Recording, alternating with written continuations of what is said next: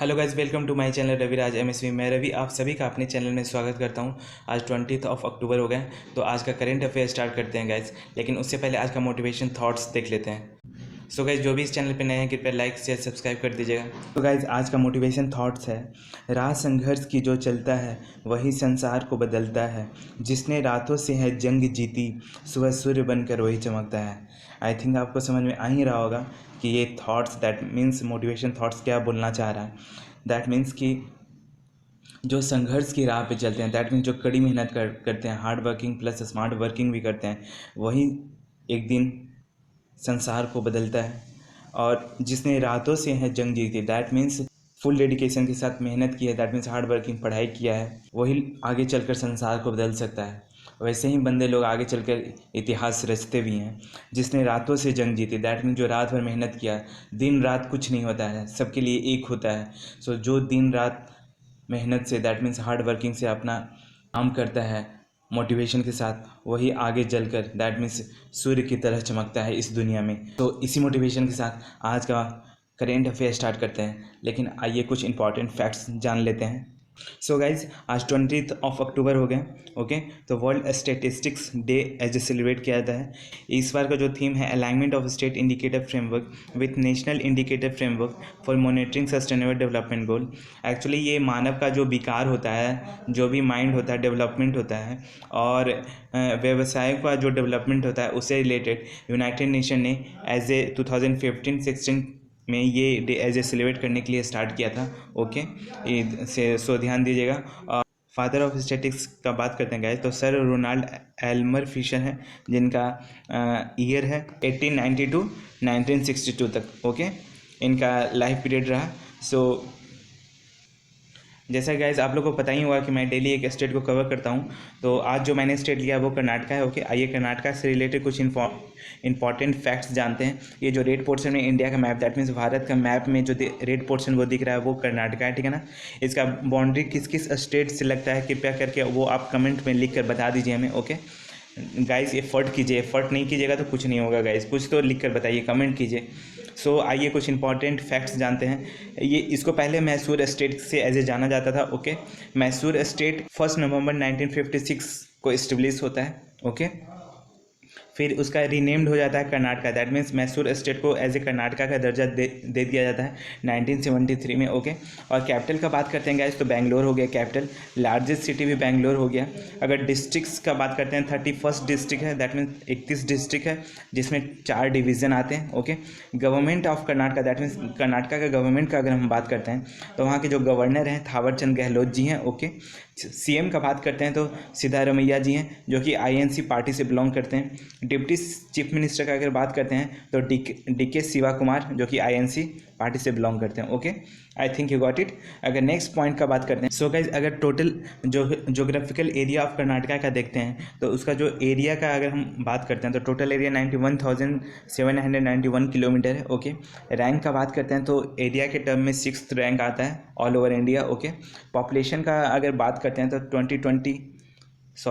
2011 के सेंसस के according total population 6,11,30,704 है। ओके, ध्यान दीजिएगा। अगर पॉपुलेशन के टर्म में देखते हैं ऑल ओवर इंडिया में तो दैट मीन्स कर्नाटका का जो रैंक आता है 8th पोजीशन है। ओके, ध्यान दीजिएगा। लेजिस्लेटिव स्टेट लेजिस्लेचर का अगर बात करते हैं तो बाई कैमरल है, दैट मीन्स लेजिस्लेटिव असेंबली और लेजिस्लेटिव काउंसिल, दैट मीन्स विधानसभा और विधान परिषद दोनों मिलेंगे वहाँ, ठीक है ना। और लेजिस्लेटिव काउंसिल का अगर बात करते हैं तो कर्नाटका में 75 सीट्स है। ओके, लेजिस्लेटिव काउंसिल में 75 सीट्स है। लेजिस्लेटिव असेंबली, दैट मीन्स विधानसभा में 224 सीट्स हैं कर्नाटका में। Parliament of India, that means India का अगर हम बात करते हैं गाइज तो राज्यसभा में 12 सीट शेयर करता है इंडिया, दैट मीन्स सेंटर का अगर बात करते हैं इंडिया पे तो 12 सीट शेयर करता है कर्नाटका राज्यसभा में। लोकसभा में 28 सीट शेयर करता है। ओके, हाईकोर्ट का बात करते हैं तो कर्नाटका हाईकोर्ट है। Okay, so I think you got it. So we move to next question.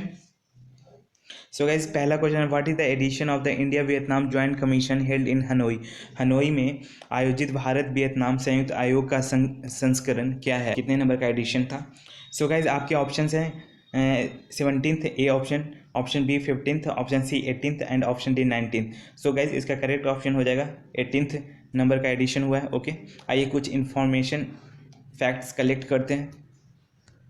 So guys जैसा कि आपको पता है कि 18th नंबर का इंडिया वियतनाम का जॉइंट कमीशन हेल्ड हुआ है। हेल्ड कहाँ हुआ है? हनोई में। ओके, और हनोई आपको पता ही होगा कि वियतनाम का कैपिटल है।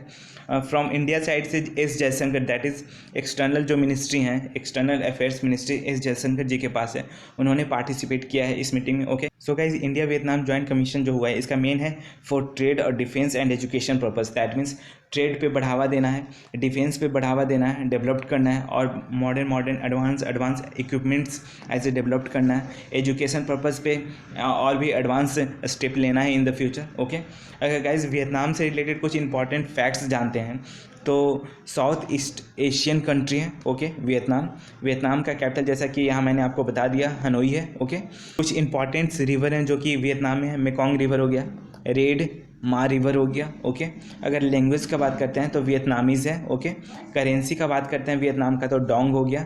अगर प्रेसिडेंट का वहाँ का बात करते हैं गाइज तो वो वैन थुआंग है। ओके, याद रखिएगा, इंपॉर्टेंट स्लाइड है as a exam purpose. Okay, so we move to next.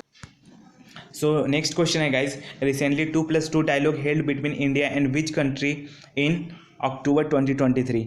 मतलब अक्टूबर 2023 में भारत और किस देश के बीच 2+2 वार्ता आयोजित हुई है। और आपके ऑप्शन हैं, option A France, option B UK, option C UAE and option D is Brazil. So इसका करेक्ट ऑप्शन हो जाएगा, जिन किसी को भी पता है तो कमेंट बॉक्स में लिख के बता सकते हैं। ओके, सो इसका करेक्ट ऑप्शन हो जाएगा ऑप्शन बी। Okay, UK. आइए कुछ इंपॉर्टेंट फैक्ट्स कलेक्ट करते हैं।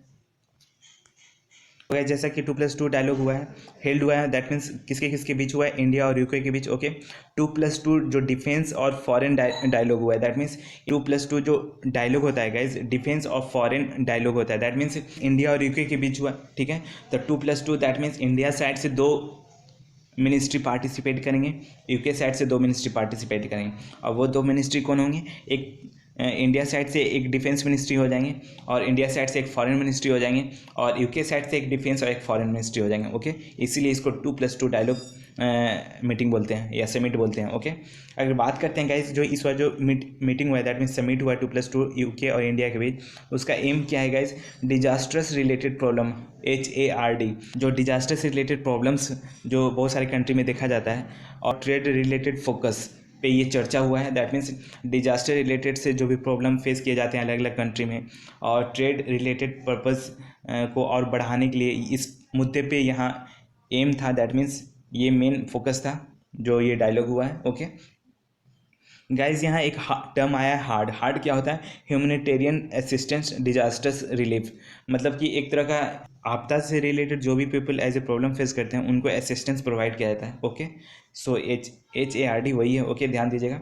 2+2 डायलॉग देखते हैं गाइज इंडिया के साथ, और किस किस कंट्री के साथ होता है इंडिया का? USA के साथ होता है, ऑस्ट्रेलिया के साथ होता है, जापान के साथ होता है, UK के साथ होता है। ओके, याद रखिएगा 2+2 जो डायलॉग पार्टनर कंट्री हैं वो एक तो इंडिया हो गया, इंडिया के साथ किसका होता है? USA, ऑस्ट्रेलिया, जापान और UK। ध्यान दीजिएगा। ओके, यूके न्यूज़ में आया तो उससे रिलेटेड कुछ इंपॉर्टेंट फैक्ट्स कलेक्ट करते हैं हम लोग। तो सॉरी, यहाँ कंट्री यू होगा, ध्यान दीजिएगा। कंट्री का अगर बात करते हैं तो यूके का कंट्री का बात करते हैं गाइस तो नॉर्दर्न आयरलैंड हो गया, इंग्लैंड हो गया, वेल्स हो गया और स्कॉटलैंड हो गया, ये सब कंट्री आता है यूके में। ओके, अगर PM का बात करते हैं दैट मीन्स तो ऋषि सुनक, जैसा कि सभी लोगों को पता ही होगा, ये कंजर्वेटिव पार्टी से बिलोंग करते हैं। ओके, अगर कैपिटल ऑफ इंग्लैंड का कैपिटल का बात करते हैं गाइस तो लंदन हो गया। ओके, और वहाँ एक रिवर है जो कि थेम्स है, जैसा कि इंडिया में जो गंगा रिवर है ना, वैसा ही यूके में एक रिवर जिसको थेम्स रिवर बोला जाता है। Okay, so we move to next question. So guys third question है, which company in India development of the Vizhinjam port project. That means India में वह कौन सी कंपनी है जो कि विजिंगजैम बंदरगाह परियोजना का विकास कर रही है? आपके ऑप्शंस हैं, option A Tata group, option B Adani, option C Reliance and option D Ashok Leyland. So इसका करेक्ट ऑप्शन हो जाएगा option B, Adani group developed कर रही है। ओके, तो गाइज इससे रिलेटेड इंपॉर्टेंट फैक्ट्स जानते हैं। So guys Vizhinjam port project okay developed किया जा रहा है अडानी ग्रुप के द्वारा। ओके, विजिंगजैम जो पोर्ट है वो केरला में स्थित है। ओके, ध्यान दीजिएगा as a exam purpose. At this port, मतलब इस पोर्ट पे जो विजिंगजैम पोर्ट है, क्यों ये न्यूज़ में आया? क्योंकि उस पोर्ट पे चाइना का एक वर्ल्ड लार्जेस्ट जो शिप है वो इस पोर्ट पे आया था, और वर्ल्ड लार्जेस्ट कार्गो शिप है, ध्यान दीजिएगा। ओके, सो गाइस ये जो चाइना का जो लार्जेस्ट कार्गो शिप पोर्ट है, उस शिप का नाम क्या है, ज़रा कमेंट में लिख के बताइए आप लोग, कुछ एफर्ट डालिए कुछ। गाइस अगर बात करते हैं तो सम इंपॉर्टेंट पोर्ट्स का अगर बात करते हैं, दीनदयाल पोर्ट जिसको कांडला पोर्ट के नाम से भी जाना जाता है। ओके, पारादीप पोर्ट जो कि उड़ीसा में है। ओके, विजैक पोर्ट जो कि आंध्र प्रदेश में है। ओके, आंध्रा में है। मैक्सिमम जो पोर्ट है गाइस वो तमिलनाडु में है। ओके, ध्यान दीजिएगा। So I think you got it. So we move to next question. So guys next question है, name of the state in India which is announce to minimum wages for the workers. Bharat में किस राज्य ने श्रमिकों के लिए न्यूनतम वेतन की घोषणा की है? आपके ऑप्शंस हैं, A Tamil Nadu, option B Bihar, option C Jharkhand and option D is Gujarat. So इसका करेक्ट ऑप्शन हो जाएगा option C Jharkhand. Okay, important facts collect करते हैं guys. So guys minimum wages for worker के लिए लाया गया है, किसने लाया है? झारखंड स्टेट गवर्नमेंट के द्वारा लाया गया है। अगर बात करते हैं guys according to MNREGA, Mahatma Gandhi national rural employment guarantee act के तहत जो मिनिमम जो वेजेस था वर्कर के लिए वो 203 रुपीज़ था। ओके, अकॉर्डिंग टू आर्टिकल 43, याद रखिएगा एग्जाम पर्पज़, 43 एक आर्टिकल है कॉन्स्टिट्यूशन में, हमारे इंडिया हमारे संविधान में, वो एक मिनिमम पेमेंट, एक मिनिमम वेजेस होता है वर्कर के लिए, वो किस आर्टिकल के तहत आता है? आर्टिकल नंबर 43 के तहत। ओके, ये जो झारखंड सरकार जो लेकर आई है मिनिमम वेजेस, वो किस किस वर्कर के लिए कवर करेगा? दैट मीन्स ये वर्कर फ्रॉम जोमेटो से जो हैं, ओला से जो हैं, स्विगी से जो हैं, और ऊबर से जो ऊबर ओला कैब से रिलेटेड जो भी वर्कर हैं उनको ये कवर करेगा। एक मिनिमम वेजेस अलाउ किया जा रहा है state government, that means Jharkhand state government के द्वारा। ओके, जो कमेटी बनाया गया है allotment for the minimum wages for the gig workers, that means Zomato's, Ola, Swiggy लोग के लिए, तो वो उस कमेटी के जो हेड, उस कमेटी का जो हेड कर रहे हैं वो संजीव कुमार जी हैं। ओके, अगर बात करते हैं गाइस झारखंड न्यूज़ में आई है, कुछ इंपॉर्टेंट फैक्ट्स कलेक्ट करते हैं। फॉर्मेशन हुआ था 15 नवंबर 2000 को। ओके, कैपिटल का बात करते हैं, जैसा सभी लोग को पता ही होगा, रांची है। मुंडा ट्राइब्स वहाँ एक ट्राइब्स है, जनजाति हो गए। अगर बात करते हैं सरहुल फेस्टिवल है। ओके, सीएम का बात करते हैं जो कि हेमंत सोरेन जी हैं। गवर्नर का बात करते हैं तो सीपी राधाकृष्णन जी हैं। ओके, डांस का बात करते हैं तो Karma as a dance Jharkhand में देखने को मिलता है। अब बेतला नेशनल पार्क है झारखंड में। Okay, so I think you got it. So we move to next question. So guys next question है, who inaugurated the global maritime India summit 2023। Global maritime India summit 2023 का उद्घाटन किसने किया? आपके ऑप्शन है, A PM, option B home ministry, that means Amit Shah ji, defence ministry Rajnath Singh ji के द्वारा, या फिर मिनिस्ट्री ऑफ टेक्नोलॉजी। बताइए, करेक्ट ऑप्शन हो जाएगा ऑप्शन ए, हमारे मोदी जी के द्वारा ये वर्चुअली कंडक्ट किया गया है। ओके, आइए कुछ इंपॉर्टेंट फैक्ट्स कलेक्ट करते हैं। So guys global maritime India summit 2023 हुआ है, इनॉग्रेट किया गया है किसके द्वारा? पीएम के द्वारा। ओके, समिट कहाँ हुआ है? मुंबई में हुआ है। ओके, वर्चुअली कंडक्ट हुआ है जैसा कि मैंने आपको बताया रखा है पहले ही। कब हुआ था गाइस? 17 to 19 अक्टूबर के बीच हुआ है। ओके, पार्टिसिपेट का बात करते हैं, जैसा कि पता है कि ये वर्चुअली कंडक्ट हुआ है ग्लोबल मैरीटाइम इंडिया समिट, तो जो मिनिस्ट्री पार्टिसिपेट किए हैं वो है पोर्ट्स एंड शिपिंग मिनिस्ट्री। और ये कृपया करके आप कमेंट में बताइए कौन है, कौन से पर्सन के पास ministry of ports and shipping है, बताइए कमेंट बॉक्स में। अगर पार्टिसिपेशन का बात करते हैं तो 12 कंट्री, सॉरी यार यहाँ वाई कर लेना, 12 कंट्री पार्टिसिपेट किए हैं और 16 स्टेट पार्टिसिपेट किए हैं। ओके, अगर एम का बात करते हैं गाइस, तो एम का जो ग्लोबल मैरीटाइम इंडिया समिट 2023 हो रहा है, इसका मेन एम है making advance port in future, that means future में और एडवांस पोर्ट्स और डिफेंस से रिलेटेड जो एक्सरसाइज देखने को मिलता है पोर्ट से रिलेटेड, उस पर एज ए एडवांस पोर्ट को और एडवांस करना है इन द फ्यूचर। ओके, और अगर बात करते हैं गाइस, ये जो समिट हुआ है इसका जो थीम था वो अमृतकाल था। अमृतकाल का न्यू नाम क्या है? कर्तव्यकाल। ओके, ध्यान दीजिएगा। So I think you got it. So guys session कैसा लगा आप बताइएगा कमेंट बॉक्स में लिखकर। आप लोग एफर्ट कीजिए गाइस, मैं डेली बोलता हूँ कृपया एफर्ट कीजिए, लाइक कीजिए वीडियो को, और कमेंट में जो भी मैं क्वेश्चन करता हूँ उसका जवाब दीजिए।